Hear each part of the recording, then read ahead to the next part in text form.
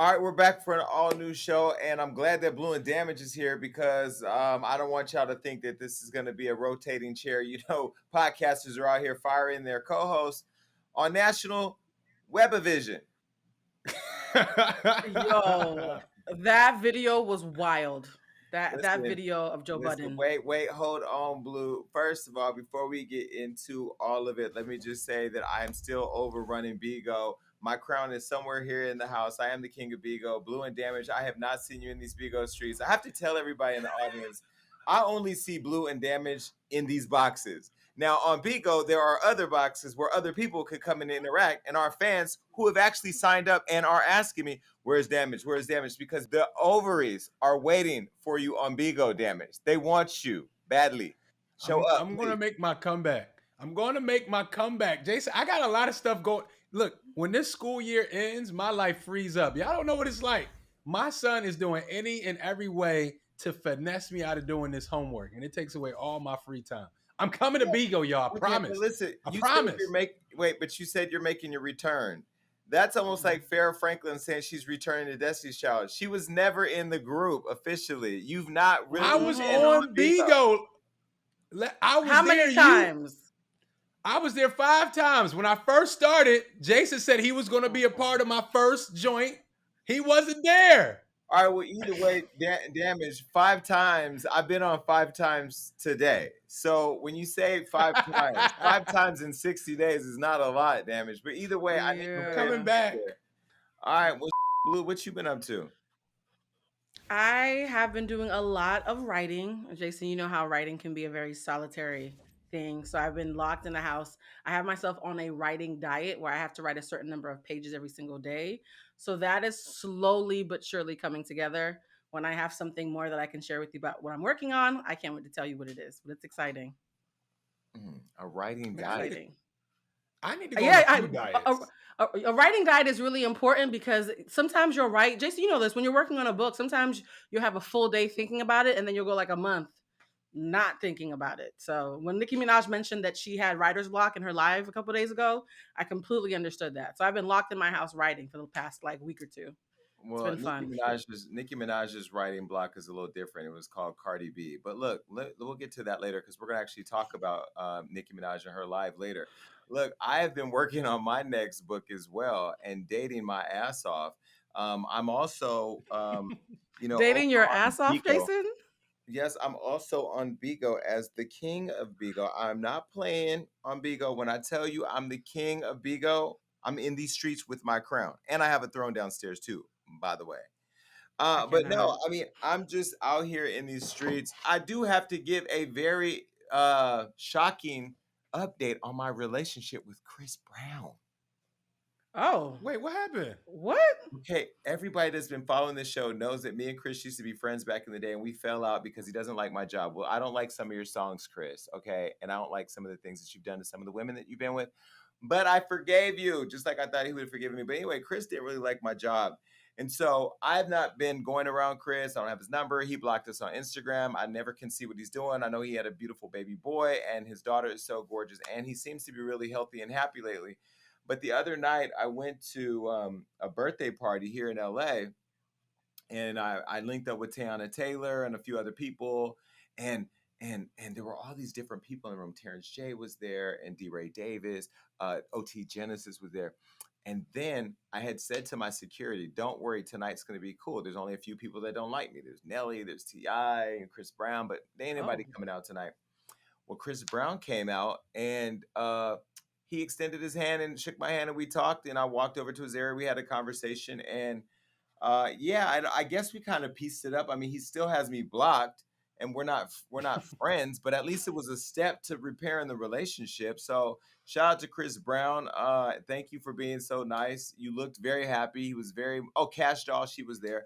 A lot of people were there, but she looked really happy, and I was talking about Teyana Taylor. You see? Chris Brown looked really happy. And I want to say to Chris, genuinely, it was good to see you. It was good to see Hood. It was good to see Keith and all the other people there that I haven't seen and talked to a long time. His cousin Keith, who's been with him forever. I met him when he was 19 years old. Me and Keys caught up. He's 31 years old. This is how long I have not been around Chris, since maybe like 7 years or something. So it was good to see. I'm Jason, glad that it was well received. I have a question, just a quick question. Did you notice that the resemblance is the same in person? Because now that you're starting to look like Chris Brown, I just wonder if it was like two Spider-Men pointing at each other when you guys saw each other at the party. Like, wait a No, minute. no, and he didn't compliment me on how good I looked either, which I was a little offended because it's been so long. Because you stole his face. Like, of course he's not going to compliment you. They keep saying I look like him and Drake. I look like me, and if anything, I'm older than both of them, so both starting to look like me. Now, once my bank account starts to look like them, I'll become a little bit more disrespectful. I will say, LA is partying very differently than Atlanta and Miami because the sections are still very much spread out. So I wasted a lot of money hanging out at a table by myself with my friends, socially distancing, but dancing with all the other people. I'm over it. I'm not going out anymore in LA. Well, I think in June, with June 15th, we back open, like fully for real now, not this pretend open. So we back. That's what they said. I'm about to be reckless, y'all. I'm about to be reckless all summer. I'll still be here to tape, though. I'm not, but last night was the first time that I had a dream about being vaccinated.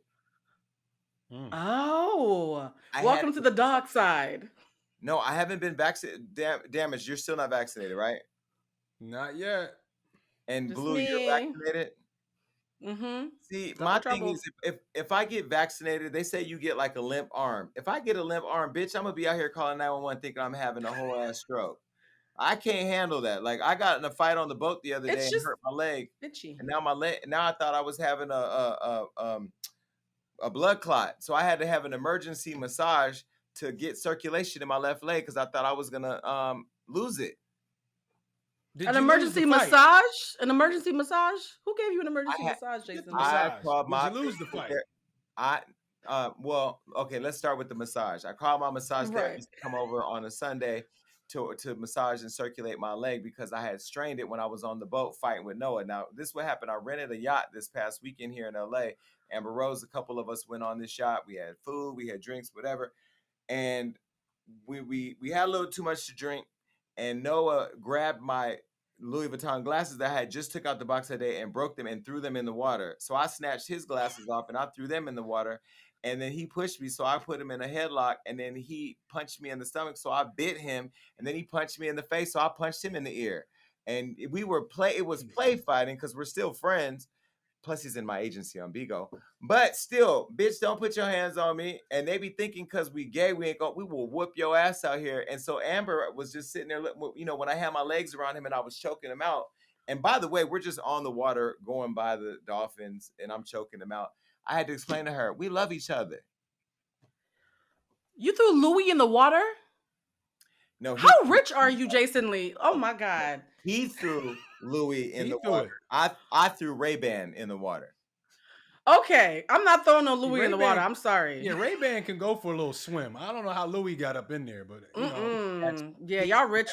That's fine. He snatched them Louis Vuitton glasses off my face like they were like I bought them at a gumball machine. I could have beat his ass, but nonetheless, it was fun. He's bruised up and scratched. I had a bruise right here that I had to have photoshopped out of my photo because I went to dinner later that night. And I took photos and it was this big ass bruise. I looked like Tina Turner. I was like, nah, I ain't going out like that. All right, good. Well, listen, I've always said that me, Charlamagne, and Joe are like the three that are doing it in the culture. I know there's other guys out there doing it. No shade to Flex or Ebro, but there's three of us that shake it up on a regular basis. And one of them has had a lot of issues. Right here on this show, we interviewed Tahiri Jose. And remember, she said what she said about what he didn't want us to say right here on our show on his birthday. This is what she said. That relationship left me with a fractured rib, a broken nose because somebody was sending him a message, and I used to always say, "Yo, stop beefing out there." I'm out there still working, and he hit me on that nose and then pushed me down a flight of stairs. I remember having to talk him out of letting me go that day. I remember having a plan to leave because the reason why he was so upset was because I was already leaving. Yeah, I remember that day. On his birthday, though. On his birthday. Oof. And after we dropped that, he went to his show and told me to lose my number, and I did. And then he unfollowed me, and I unfollowed him because that's what girls do when they fight on Instagram. But either way, I don't hate Joe Budden. None of us here hate him. In fact, we actually love and respect his podcast. But the podcast is having a lot of issues. So those of you who've been watching it, Rory and Mal, his co-host, they left the show. And now there's new claims by this DJ, Olivia Dope, that there was sexual harassment. And so I'm not going to I can't play the video of Joe actually firing his co-host on the air or their responses in interviews to the firing of them on the show. Mind you, they were fired on the show, but they weren't there. He fired empty chairs. How do you fire an empty chair? That is savage. That is savage. Wow. Well, some would say that it's savage, but the thing is that Joe and his co-host, and I know a lot of you are watching saying, well, Jason, you know, you have Blue and Damage. They didn't necessarily start with you. Let me just say this. I am putting my past in my new book, How I Stopped Giving a F and Started Winning. So you will understand for me why decisions have been made and changes on this show. But the one thing that I will say that came out of watching Joe's burnout on his podcast is that those people they couldn't have had a real relationship, because I don't know that even with the past changes on this show, Blue and Damage, that me and my co-hosts would have burnt each other down on the internet like that. I just don't understand how they got there, but the firing of empty chairs was a lot for me, and some would say that's the narcissism of Joe Budden. The video of the response, right? Because the empty chair video was so inflammatory, and the response I heard from, I don't know if it was Mal, the brown one. Is that Mal? Mal. Did I get that? Yeah, Mal. Mal. Well, he was saying that he was supposed to get a percentage of what they make, but how do you know your percentage if you don't know what you make first? So he said it was basically, you cannot tell me I have a contract where I get 30% of something, but you don't tell me what the actual pie is. So how do I know my percentage? So he's claiming that Joe had a lack of transparency, and then Joe's response was, yup, thank you for your services. Like, he didn't even deny it. So they're all admitting that Joe didn't want to show the numbers. And to me, that's a little bit shady. You don't do that to your friends or even your coworkers. Yeah. Jason Lee would never do that to us. I know how much I'm getting paid, y'all. Don't worry about me. And that's the difference between our situation and theirs, because if you he said it's a percentage-based income, and I hate to be digging in these people's personal lives, but it's on the internet and I seen it. And Joe said, okay, yeah, it's based on a percentage on what Joe Budden makes on the podcast. So there's a gray area there in the contract. Therefore, Jason, you own Hollywood Unlocked. If you got from a big brand $1 million and you said, I'm taking half of that and I'm putting it to the podcast, I would get a percentage off what you allocated for the podcast. So that's the gray area with all of this. It's like you really don't know what Joe decided to allocate for the podcast.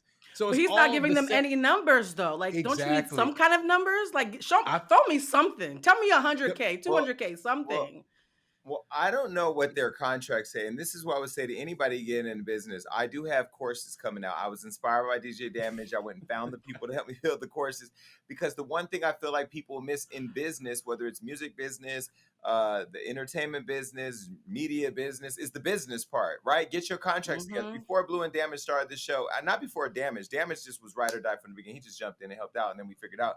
But we have agreements, and I will tell you, you know, in this podcast, I'm not going to get into all our business here, but if we were to bring in a check for this podcast where the three of us sit, we share in that respectfully to our contract. We have transparency in our reporting. I make sure with my team that there is a thorough accounting in every single penny that comes in as it relates to the deals that we have in place. So there's never a question. You know, I think that sometimes when people start podcasts and there is no money, and you're building it from the beginning, you know, some people later feel like some of that sweat equity should be worth more than what they agreed to. But when you sign off on whatever your deal is, it is what it is. But I will tell you, when they got the Patreon deal, let's back up. When Joe was first at Complex with academics, and that whole thing fell apart, he felt like he was worth more money, probably worth more money than them, and I don't know. And then he left. Then he went and he did this thing with Rory and Mal, and the podcast has become one of the biggest podcasts in the culture. They went over and did a deal with Spotify, and then Joe felt like he wasn't given enough money then, and we didn't hear from the guys then, so I don't know, maybe they were cut in or not, maybe he wanted more money than them then, I don't know. But then when they did that Patreon deal, I was like, this is where it's going to get tricky. because this is a subscription based platform where you're going to get, you know, 5, 10, 15, $99 a listener. You have tons of listeners. It's going to be a lot of money. And typically when a lot more money comes in, things get a little funny. And so I'm not going to say I saw this coming, because I did think that Rory and Mal were ride or dies for Joe. And I love Joe Budden as a podcaster, but I have to tell you, after the way he handled the show that we did with Tahiri, I always felt like he was going to get in his own way. And I think right now, based on how he treated them, because I don't see them coming back, he got in his own way. I do. Is it over, guys? Is it over? Do you think the podcast is over for them? It seems over. It does. I don't think the podcast is over, but them being a unit together does seem over. But Jason, I want to ask you, because we are, you know, I haven't been on Hollywood Unlocked, the podcast, since the beginning. Was there ever a time where you felt like somebody you worked with felt like they deserved more than what they deserve? Because I feel like that's Joe's standpoint, where they're like, oh, we built this with you. In his mind, it's like, no, y'all didn't. Have you ever been there as a person that owns Hollywood Unlocked? Yeah, I've been there. And like I said, it's gonna be very detailed in my next book. Because as I was talking through this chapter of the book and really working with the publisher to put this together, because I always want to make sure that in everything I do, that I'm respecting the people that have helped me build my brand. You know what I mean? You know, the people that were here before both of you helped me build the show. But at some point, you know, people have to acknowledge and give me my flowers in the fact that I have built Hollywood Unlocked beyond this podcast. This podcast is one part of the brand. There are multiple parts of the brand. There's the Instagram, the Facebook. You know, we have, Gagging with Jason Lee now. We've had a robust social media digital platform, you know, and this show has grown and has gone through many changes. But the one thing that I will say is that our audience has stuck with us and continue to grow and expand. And the extensions of this brand have continued to grow after other people. I think what happens is that people, and I'm not shading anybody when I say this, but, you know, there's a lot of people out here with entitlement. And I get it. Maybe in your mind, you do believe you're entitled to more than you got. But if you felt that way now, you should have thought through that way then, because you can't wait until you build the skyscraper and get to the penthouse and say, I should own some of this. You know, like, you just realized the value. I realized the value of Hollywood Unlocked. I realized the value of the show. I realized the value of everything I've ever done from the very beginning, because I believed in myself. The Joe Budden podcast would and could and still should go on without those two other guys, because ultimately it is the Joe Budden podcast. We tune in to hear what Joe Budden has to say. Now, I will tell you where Joe Budden is up. And Joe, this is where I personally think that you've gone astray, is your narcissism has met its match with the internet, and you are online trying to change the public's perception of you and opinion of you and how this is all happening in real time amidst videos of you firing your co-hosts in absent chairs and then talking about them publicly. I would never talk about my former co-host publicly in a disrespectful way. And we've had experiences at this show that y'all gonna be gagging when you read my book, because I was the bad guy for so long, and you'll understand that running a business sometimes means you have to take it on the chin even when you're not in the wrong. But Jason, this is one thing I will say, though, that I think people keep losing me on. In this case, I've listened to the other co-hosts, and never once have I heard them say we were fighting over more. They're saying he didn't pay us the initial agreement. And so I think for me, that's where all sympathy for he who built the kingdom goes away. Because if you say 25% and you don't pay the 25% that you agreed to, that's not about not respecting an empire. That's just a breach of contract. It sounded to me that Joe's head got big and he thought that he could fudge with a pre-existing agreement because he was like, oh, maybe I didn't value my contribution enough. So it was actually him that was trying to tweak things. And they were like, at least pay us what we agreed to. So that makes me a little bit nervous, because I know here, I've never not gotten paid what I said I was going to get paid. You know what I mean? So I think him moving the goalpost might be a bigger issue for them. Like, damn, you don't even respect me enough to keep the pre-existing agreement. Yeah, I hear you. And to piggyback off of that, I do also feel like he's in some type of tunnel vision, because they're not, the whole big thing is there's no transparency. How much money was brought in, so we just know that we're getting our percentage. Joe's like, I'm grabbing bags from here, I'm grabbing bags from here, I'm bigging this. And it's like, yeah, you are doing that, bro, but also understand what's coming from this side.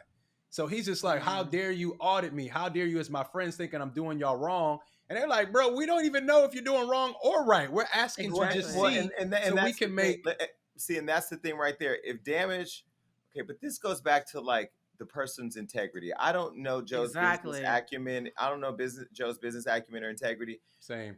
I was going to quit this show when Giovanni and Melissa were in and out, and it was like double dutch over here. I was going to quit the show. Damage stepped up to the plate, didn't ask for a contract. He said, we'll figure it out. Let me just jump in and help. When people got your back like that, you don't turn around and say, oh, I got this new show gagging. I'm tired of this show. I'm out. And honestly, my co-hosts and the audience are literally the only reason why I'm still doing this show, because ultimately I have been doing this now for 5 years.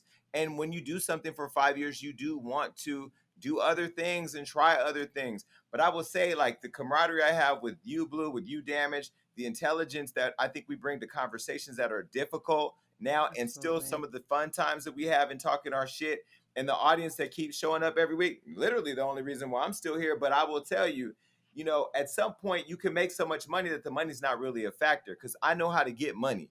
And I will say, with this show, with the agreements that we do have in place, I do make sure that when I say we go down to the dollar and to the dime, I make sure that The when we are penny. going over every check that's coming in, every deal that's being made, everything that I am contractually obligated to do, that I make sure that I deliver on that. And it's not just because I'm contractually bound and you deserve it. It's because of my integrity. I don't ever want to feel taken advantage of. And I will say that there have been times I've been on the other side of this coin where I've gone above and beyond to make sure everybody else is good and been left holding the bag or been left looking crazy. And so I'm not at all making an excuse for Joe, because I've been watching this train wreck play out. I think to all of Joe's partners, you all look crazy because you're benefiting from the fallout of one of the best cultural pillars in the podcast world. And I think you need to rein Joe in and sit him down in a room with one light, with one spotlight on his forehead, like he's being interrogated. And you need to ask him, what is it that you want to get out of this? Because Rory and Mel, they out here talking.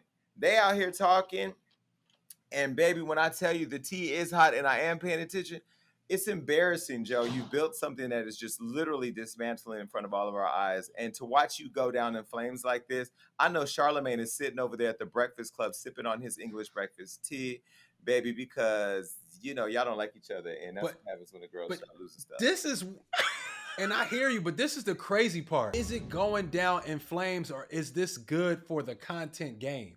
That's the biggest question. Like, all this happening. It's good for the content game, Damage. But look, what I've learned when people attack me online, this goes away. The news changes every 15 minutes. So this may last for a week at best. But I mean, you have bombs dropping on little kids in other parts of the world. People are going to forget about this little podcast when you measure it up to what's going on in the world, right? Trump is building his own social media platform. What is she talking about? The news is going to change so fast. Like this. After all those guys responded to what was going on with the damn podcast, something else popped up. This DJ who DJed one of my parties, by the way, Olivia Dope. She's actually a dope DJ. She hopped on social media and blasted Joe, claiming that she quit working for his network, the Joe Budden Network, after several instances of sexual harassment, I'm going to say alleged, which she calls traumatizing and embarrassing. We got a video of what she said. Take a look. On January 18th, 2021, Joe Budden sat in on a recording of the female-led podcast I was a part of and continuously made sexual suggestive remarks to me that made me extremely uncomfortable, as well as fearful of dampening the mood if I didn't laugh along while he made those sexual remarks to me. Those moments were not only, excuse me, those moments not only live on the internet forever, it also forced me in the decision of quitting the podcast. This is the problem that I have with these kind of things. And I'm not saying anything negative towards you, Olivia Dope, but we work in entertainment. This is a different industry. This is not Taco Bell or Chipotle or the post office or the bus metro line. This is an environment where we have robust conversations about about sucking. On this show alone, I talked about midgets. I talked about getting my thrown up on. I talked about twins and watching them each other. We go from how you raise your kids to Azalea digging up a dead cat to people sucking blood off their partners. This is the world we work in.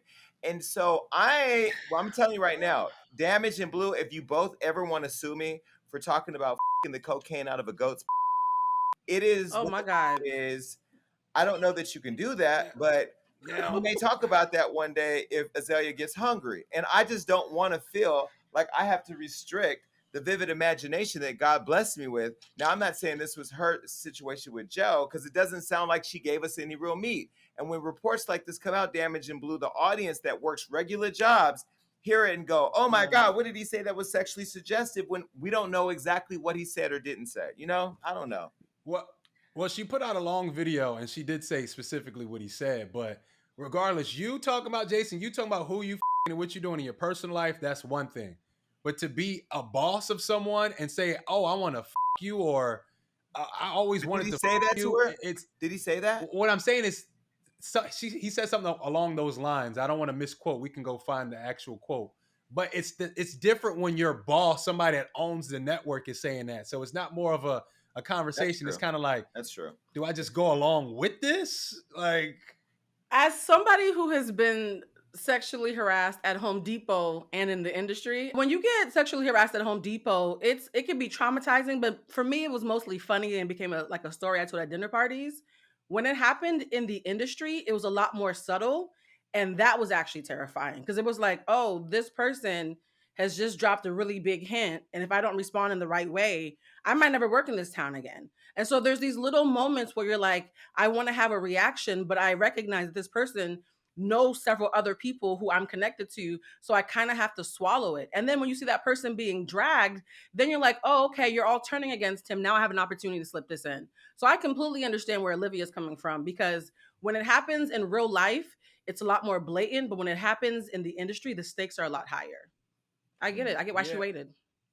And I don't know about this particular situation, but I've been around when I've seen some of my coworkers in the entertainment game be sexually harassed. And when the person that is coming from holds some kind of power, everybody does this nervous, cringy laugh. And nobody really says they're uncomfortable until it's some time later where they're alone and like, hey, Damage, that really made me feel uncomfortable. And I don't really know what to do because he keeps making these kind of jokes. And at some point as men, we got to realize that some of these sex jokes ain't that damn funny. Like, you know what I'm saying? Like, no one's getting it. So you might think you're really telling the joke, but somebody's over there making that cringy laugh and pulling somebody aside. Like, I don't know if I want to be here anymore. So I just think everybody just has to be aware of what's happening and keep their eyes open. I don't know about the Olivia Dope situation. And from what it sounds like is he said he wanted to her. And she said, I don't have a rapport with him like that. Or I don't know him like that for him to say that. And she felt uncomfortable. That's the story. Well, I don't know. I don't know what shoe's gonna drop next on you, Joe. I mean, you've had a lot of relationship issues. You've had people come out and say that you beat them. You had baby mama issues. You've had now your colleagues don't like you because you fire them when they're not even at work. And now you have a DJ saying that you made her feel uncomfortable. I don't know what else is to come of this. I don't know if Joe's partnerships will last or sustain this. I mean, this is a lot. And oftentimes when you see narcissists like a Joe Budden go through a very public thing like this and then seemingly lose it all, and I'm not praying that he loses anything. I want him to be as successful as he can be. I don't get to make that determination. I'm only one person, one voice. And I'll tell you, when the more successful you get, they try to take me down every day. I just did a whole post on Instagram where they said I got HIV. They said I have no neck. What? They say I'm a pedophile. They say I'm a rapist. They say I'm a colorist. I'm transphobic. The internet will say whatever it wants to say, and it will get life if you breathe life into it. My thing is, you can't be successful and rise to the top of whatever your industry is and not be able to handle or weather the storm. I think the difference between how Joe is handling and how me and other people have handled it is he's just very like, the narcissism is just so clear, and I don't know that he believes that he owns anything in any of all of that, nor I don't think does he care. So, I mean, I wish him the best of luck. I haven't listened to the podcast after you told me to delete his number, so I deleted that too. And I don't hate him. I'm just sitting around waiting to see what happens. Yeah, Yikes. and to piggyback on all of that, man, everybody has to have that that accountability to say sorry. If it was really a joke and you meant it to just be funny and somebody felt some type of way about it, this is for anybody, not just Joe. Have that humility to say sorry. I apologize. I didn't mean it that way. And I feel like that can go a long way as well because if it's supposed to be a joke and you didn't mean it, apologize. That goes against the nature of the beast, though. Narcissists don't ever think they do anything wrong. So he doesn't think there's anything to Oh, well. apologize for, Well, if he is one. another person that may owe an apology is Azalea Banks. I doubt she's going to give it, but she's now saying that Nicki Minaj does cocaine. This is crazy when one person that I don't like fights with another person that don't like me. It's like, where do I find my place in all this? I'm just kind of on the outside laughing at it all. Well, last week, Nicki Minaj, she went live to announce that her 2009 release mixtape, Beam Me Up Scotty, was headed to streaming platforms, which, I mean, it made the Barbs go crazy, which is kind of crazy because those are already crazy. Well, the Barbs went bananas, but after her live, the mixtape wasn't the only thing that people were talking about. Fans were calling out her constant sniffling during the broadcast, which left them to think that she was on cocaine. This was a video of that. Drake, type because I'm adding you. You can't run away. You've already shown yourself. And it's moving. It's so many people that I can't even pinpoint it. And this happened. This always happened, child. Yeah, that's a lot. He's not even commenting. I mean, maybe it was cold where she was at. I watched it because the whole internet was waiting for her at right before the stroke of midnight. And I will say, for the first 10 minutes that was happening, I was concerned. I have allergies, but I was concerned. But once I heard her response, not her response, but at some point she said, if I'm sniffling, it's because somebody sent me some beautiful flowers that had me sobbing. And then I went from being concerned to being touched because her father just died a month and a half ago or so. And if somebody sent her a really heartfelt condolence message right before she was not crying for that. She was not it crying. was her daddy. Come on, Jason. I believed her. A month and a half before this video, her father died. You think she was still crying about that? The flower. Well, yeah. I don't even want to hear from. If we were on Bigo, this is what I would say. I don't want to hear from box number one. Damage. Go ahead. What you think? This is how I feel. In the hip hop community, do we care if you use drugs or do we not? Like, why? If she was on coke, why does it matter? Why does it matter? We hear people rapping about doing pills. We hear people rapping about sipping lean. If she was to be damaged, why is it any of our business? And then they all die. That's why we care. No, they didn't all die, Jason. They're still rapping about it and they're still doing it. So it's kind of like, if she was, why are y'all minding her business? Let her do her drugs in peace, like y'all let other people do their drugs in peace. No, but those other people are men, though. Women are not allowed to do hard drugs in hip hop. No, we're not gonna say there's a double standard. If you're a cokehead, you're a cokehead. Let me say, I don't know that Nicki Minaj was doing coke. I'm gonna go a step further and say I don't believe Nicki Minaj was doing coke right before she was going live with millions of people. Do I think she's a little bit more lighter skinned than she was last season? Yes. I'm more concerned about the bleaching of the skin or the lighting that's blowing her out. She looked like she could have been the third white chicks. The other thing I will say, though, is that it looks like her nose has been done. And I think that because she may have had too much surgery done to her nose, I know, I don't want to say this, but I'm going to say it. Nicki Baby from Love and Hip Hop, she's had a lot of work done. She's been on the show where she said it. She's had over $100,000 in surgeries. She's had her nose done, and she has that same thing. Damn, I probably shouldn't have said that because now they're gonna say it's not. No, well, I have a friend. Nicki Baby has that. I forgot the name. I forgot what it's actually called. My friend has it where she has to get the surgery every few years because it's a nonstop deviated septum. It's called a deviated septum. There you it's go. It's the number one excuse, though. It's the number one excuse for plastic surgery. Now, I will say, if Nicki Minaj is on cocaine, it would make sense why she's so crazy, or why in the past she's been so crazy, erratic, her attitude, gaslighting the Barbs to be terrorists, attacking young female rappers, attacking any like it would make sense why she's been behaved that way. I would love to see her do a CVS drug test live on air. But I would want it administered by Judge Judy, because that's the only bitch that's gonna have the courage to tell Nicki Minaj you're guilty of cocaine consumption. Now, I will tell you the other thing that was sad to me was, and I'm gonna do a full review of the record that she has out on Bigo. But I will tell Uh-oh. you that I will tell you, and I'm gonna be honest too, by the way. I will say this though. She didn't really have confidence. When I looked at her, she didn't really have confidence. Now, Azalea Banks had a lot to say about her, and she also said that. What happened? I'm so nervous when Wait, he gets what? like this. I'm scared. What did Azalea Banks say that has Jason Lee at a loss for words? That whole sentence is a fail. She also said that CPS should take her kid away from her. And that's where it went too far. Like, all right. Look, I didn't say it. This is what she said. Yes, we need an intervention on Miss Nicki Minaj. That sniffling. I'm not buying that. I'm not buying that. Crying, emotional, like, sis. And I know from experience, okay? I know from experience, sis. No, we gotta get that together.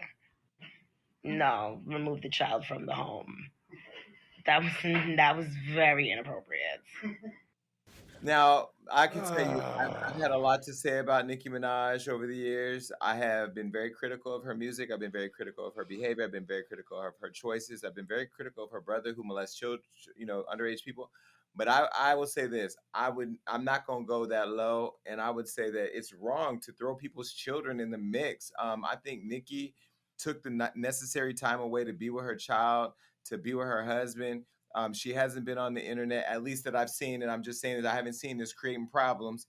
Well, she did block Young Miami, but they trying to figure that out. Other than that, I think everything with Nicki is on the table except for her children. And I think her deceased family. I think her deceased family and her children should just be left alone. I think that's low. And this is coming from a woman who digs up dead animals and plays with chicken bones and told Nick Cannon that she hopes he dies from lupus. Like, Azalea, you do know when you die, girl, they gonna be dancing in Harlem. Just letting you know. Yeah, you leave people kids out of it, and then this is all based on something you're assuming. Let it go. Like some stuff is going too far. I agree. Did y'all notice that she low-key admitted that she does coke? Am I the only one who heard that part? She didn't low-key. She said, I know. She said it. Yeah, like, sis, you just dragged. I think we need to worry about you. Worry about your nose candy that has been confirmed. And not talk about this lady's kid. That goes back to what Damage said. Like, we live in Hollywood. We go to the clubs. Everybody, I'm not doing it. I lost this weight in exactly. Not everybody. A lot of people, celebrities, honey, these celebrities is out here all day long. And when I tell you, it's literally, you go to the bar to do two things. Order you a Tito's tonic and lime juice and have a good time. These girls will stay up for 3 days in a row in LA. I'm in bed by 10:30, 11. So unless I'm on Bigo. But let's keep it 1,000. I think to what Damage said earlier, we do live in a city and work in an industry where doing cocaine or doing drugs, unfortunately, is normal. Nicki Minaj just had a baby. She just had a baby. And I think this is the part of all of this it's crazy to me that people are not sitting with that part. She's a new mom. If she seems softer, a little tired, a little confused, sniffling because she's cold and had an emotional reaction, that's what new motherhood does to women. As the person on the panel with hormones, she's a new mom. So I just see this as new motherhood. For once, I'm actually defending Nicki Minaj. My mother was smoking crack during her last pregnancy. Oh my God. I give up, ladies. I tried. Just saying. But that's the question I want to ask both of y'all. Is there a hierarchy of drug use? Like, we hear people rap about doing pills. Like, Damage, crack is whack. Crack is whack. Okay. We judge crack a lot. Cocaine, pills, and lean. What's the difference? So it's like, oh, she might be on coke, but your other favorite rapper raps about mixing two pills together, and that's fine. If she was, Why is it a I, big deal? well, I think the reason why I it's a want an big answer. deal is because all those other rappers are walking around with their lean cups. Meanwhile, Nicki Minaj, who was recently accused of doing cocaine, she posted a video, and this is what she said. I have never, ever in my life, with my hand to Jesus Christ, and y'all know how I feel about my Lord and Savior, never in my life, ever, not even once, sniffed coke. Ever. Since I was a kid, I get cold, like and when I used to wear contacts, that would trigger my allergies. I'm always just colder than everyone else. Now, she may have a nose problem. She may have a nose problem. I don't know that she's doing cocaine. Her nose did look smaller than it has in the past. And by the way, I don't know if you caught this, but it looked like she was on Snapchat with a Megan Thee Stallion filter over her face because she kind of looked like Megan Thee Stallion now. It was a filter, yeah. She kept on saying, "Don't touch my face because the filter will fall off." So it was definitely a filter. Oh, okay. What's it good? Anyway, Look, I don't think Nicki does it, but if Me she either. did, it's like, why is it such a big deal? Damage, That's to what I'm answer saying. your question though, let's be really honest. Weed and popping a couple of Addies and maybe even a shroom or two is a very different lean than lean and being known as the lean rapper. Rappers who do that, it's actually a caricature that they're known for. Nicki's not that caricature. So it does actually impact her. It does. It's different. And I hear you. And I'm not talking about shrooms. I'm talking about big pills. Yeah, but I mean, Some niggas talking about big listen, pills. I kind of agree with Damage. I think at the end of the day, like, you know, well, I'll say this. It's a big deal if you're doing drugs and you are out here acting as a commercial brand and wanting young people to consume what you do. We know that young people follow trends. We know that there's been a wave of people when they were huffing, they follow celebrities huffing, leaning. They're all leaning. All right, look, there's something else going on over in the Kardashian household. Now, everybody knows that I used to have this really strong affection for the Kardashians. I'm not going to say that I still do. I'm not going to say that I don't. I'm going to just say that it's kind of on idle right now, and I'm waiting to see how a couple of things play out. But Travis Barker, who is now over in the Kardashian world, apparently Travis's daughter, Alabama, sound like some trailer park news. She's had a lot to say. She just sounded off and revealed that secret about Travis and Kim Kardashian. So now currently Travis and Kourtney, I guess they're dating. And if you don't believe me, this is the PDA that they're showing online. So Travis's daughter wasn't here for it and blasted her mother, Shanna Moakler, on Mother's Day for not wanting to see her and shared an alleged text from Shanna to an unknown person that somebody DM'd her. And now the DM and the text shows that she calls Travis emotionally abusive and said that he controls Alabama's over-sexualized social media pages and claimed that she divorced Travis because she caught him having an affair with Kim. Now he's in love with her sister. So I don't know. The Kardashians are known for having a history of swapping them in and out like a Chicago Bulls Lakers game. What y'all think? Do y'all think it's ridiculous? Because that's what Shanna's saying. Woo, this is a lot. I hope they're getting tested. I hope everybody's getting tested because that's a whole lot of sharing happening on that compound. My thing is, if you divorced your husband because of what he did and you divorced him and you moved on, what is the point of having this conversation via text that gets back to your daughter for her to even blast you? Why haven't you moved on, right? If he was so trash and he messed with Kim back in the day, move on. Move on with your life. It feels like, I hate to say it, it seems like people just try to use these people's names as this clickbait to get themselves to do something. It's like, move on. If that's the truth, why are you spreading this around? Why is it on social media? It's in the past.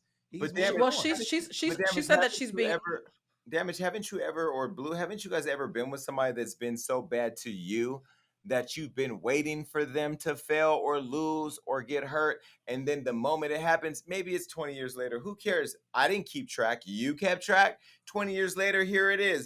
Bam. Don't you want to just stick it to them? Me, no. Once I leave you, you're dead to me. Like, I'm very out of sight, out of mind. I don't miss anybody. No, I don't even think about them. I will say this though, Shayna Moakler is being like bullied, her words, by Kourtney and Travis's fans. And so I think she's trying to fight fire with fire. So all of their fans are actually bullying her and her boyfriend. And they're complaining that they're asking them to stop. And when asking nicely it doesn't work, they throw a couple of dirty punches. So this is one of those things where someone's fandom is actually causing the ruckus, the same way the Barb sometimes do stuff for Nicki, and she's just fighting Kourtney Kardashian's fans. I get that. I get that. And then you get even more frustrated when the celebrity whose fans is attacking you don't step up and say something. But how do you police the internet, right? Like there are things about me every day. I can't respond to it all. There are some times that I want to respond, and maybe Shanna doesn't respond to everything, but maybe she needed to respond to that one thing. It sounds like her daughter put the tea out, not her, right? And so Right. when her daughter put it out, so then why is everybody mad at Shanna? And so I could tell you right now what's gonna happen. Y'all keep attacking Shanna. She gonna pull out the real receipts, and then it's gonna really be a problem because she's dating somebody who not only almost died in a plane crash, but was a rock star who's probably out here around. And sometimes when you on that stuff or you partying, and I'm not saying he was on that stuff, but just in the environment when people are just on that alcohol or weed or a little something, people get to playing with the lights off, and you just never know what happens. So you don't know what secrets Shanna has. And this is where a scorned baby mama, leave it alone, Travis, walk away. You and Kourtney, you're with the most boring Kardashian of them all. Just walk into the sunset and just be a stepdaddy and a good man. Become the Travis Kardashian that you hope to. And leave it alone. I hope Kim and Kourtney have a conversation though, because I think we skipped the part where two sisters might have shared a penis. That's the part that bothers me. I don't care about the other stuff. But Blue, they probably don't. First time that a Kardashian sister has shared a penis. That is disgusting. That is gross. That is nasty. I'm definitely not a Kardashian. Well, let me tell you something. I'm not a fan of iCarly. I've never seen this show ever, but now I think I'm going to start watching it because this new actress, Lacey Mosley, has came over to the set and heated it the up. I know she got these white people clutching their pearls. I don't know if this is on Disney or where, but I think it's on a white channel with a bunch of young white kids and soccer moms watch. But look, there's this revelation of a new iCarly reboot that has white people and bonbon eaters all over the country happy. Apparently, it's premiering on Paramount Plus. So the updated cast made their debut, and there's one actress that's been a target of racism. Now, I don't know that iCarly had black friends in the past. It doesn't seem like she ever did. She probably went to those schools where, the moms around with PP loans and those what the girl was doing, Lacey, the Laughlin girl. The college admissions girls. Yeah, so Lacey, she's a black girl, and she plays a woman named Harper. Now, they didn't give this black girl a name named Harper, a white woman's name, because her name, she should have been named Shaquetta. Now, if they'd have let Harper pull up as Shaquetta, then it would have matched this video she just put out. I'm going to show you what Shaquetta said. Well, Harper, look what this girl said. Hi, I'm playing Harper on iCarly. I'm not replacing Sam. Jeanette McCurdy is a very wonderful person. I've never met her, but it's no shade. Get the out of my comments with this racist ass. You will be blocked, and you will never see me again, honey. iCarly casted Azalea Banks and don't even know it. She is not Azalea. Well, look, in addition to Mosley's video, Paramount Plus released a statement on having zero tolerance. This is a photo of what they said. And they're saying they're proud to be racially diverse, not only in our crew, but our cast. We've recently seen reports of racism towards a member of our iCarly cast, and it's not acceptable.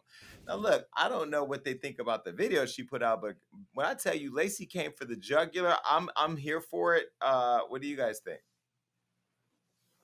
She said, hello, y'all, like in the next breath. I like it. I think generation, what are we on, Z now? I've lost track.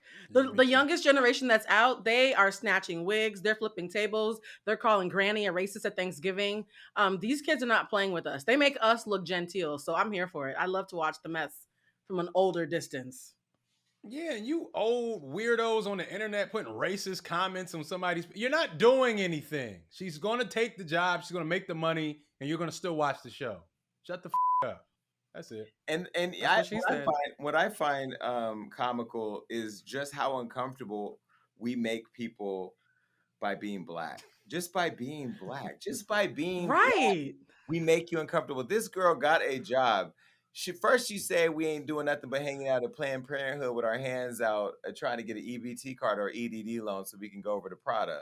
Then when we get a job and we earn a job so we could diversify the world that you live in on television, knowing that ain't the real world that we walk in every day, Then you get uncomfortable and you start racist attacks. But let me tell you something, bitch. Because I just saw Justin Bieber at Boa the other night, and that girl walking around with twigs in his head, looking like Zoe Kravitz, a mix between Zoe Kravitz and her daddy Lenny. At the end of the day, we drive the culture. We are the hot sauce. We are what you want. We are not just the hot sauce. We the chicken wing. I probably shouldn't have said chicken wing. Huh? Well, we Don't are. say watermelon. We're the whole. We are the seed in the watermelon. Okay, and at the end of the day, That's right, Jason. You're so caught up on trying to emulate us and be us and take from us and steal from us that you really believe that Kim Kardashian made the box braid. I think the problem is that you don't like to see us show up, but what you realize is that when you try to take from us, we showing up anyway. It's just you stealing from us. So I'm here for it.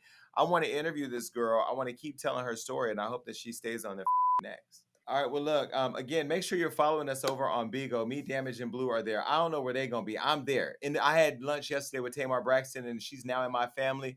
And I also just brought Natalie Nunn, the bad girl, over there. And Tanisha's coming, and we about to create all types of havoc. So find us over on Bigo. Make sure you subscribe to the show because we keep coming back, even if you don't want to see us. Bye. Love y'all.